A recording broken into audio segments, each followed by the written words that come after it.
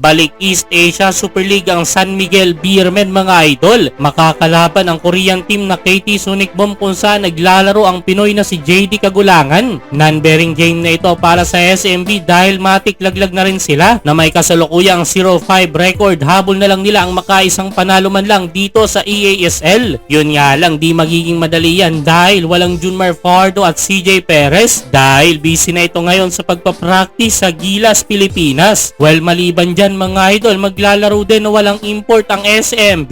Kaya naman maaga pa lang nakontrol agad ng Korean team ang laban sa pagbubukas ng unang quarter. Nagpaulan agad ng tres ang Sonic Boom at dahil sa kakulangan sa big man, madali lang nakakapunto sa ilalim ang dalawang naglalaki ang import ng Korea. Sobrang lala agad ng sinapit ng San Miguel Beermen. Tanging yung 5 points lang ni Jeron Teng ang leading scorer sa SMB mga idol. Nakakana naman ang tig-isang tres sina Andreas Kailig at Marcio Lasseter. Yun nga lang, 24 agad ang natambak sa kanila, 39-15 end of first quarter. 7 tres ang pinakawalan dyan ng Sonic Boom. Entering second quarter, another 3-pointer mula kay Andreas Kailig na nasundan ng tres din ni Chris Ross. Solid start para sa SMB mga idol. Hype na hype naman si Simon Inciso sa kanyang layup at total of 15-3 run ang nagawa ng San Miguel Beermen. Corner 3-pointer naman mula kay Wami Chongson. 9 points na si Chongson, ganun din si Jeron Teng. Solid din ang nilalaro mga idol, di lang talaga to nabibigyan ng playing time sa PBA. Nakanakaw pa ng buzzer beater, baba 12 lamang ng Korea, 53-41 end of second quarter. Entering third quarter, another 2 points para kay Jeron Teng. Naibaba pa nila siyam na puntos kanilang inabol, 58-49. Kaso after nyan muli lang din nakalayo ang Sonic Boom mga idol. Muling uminit kanilang outside shooting, pumakawala ng 4 na sunod-sunod na tres at tinapos ang third quarter na may 19-point lead, 75-56. Fourth quarter na maintain na ng Korean team ang double-digit lead. Napilayan pa si Andreas Kailig after ng play na ito kontra sa import ng Sonic Boom. Lagapak ang balikat sa sahig ni Kailig mga idol. Sa ulit, talo na naman inabot ng San Miguel Beermen.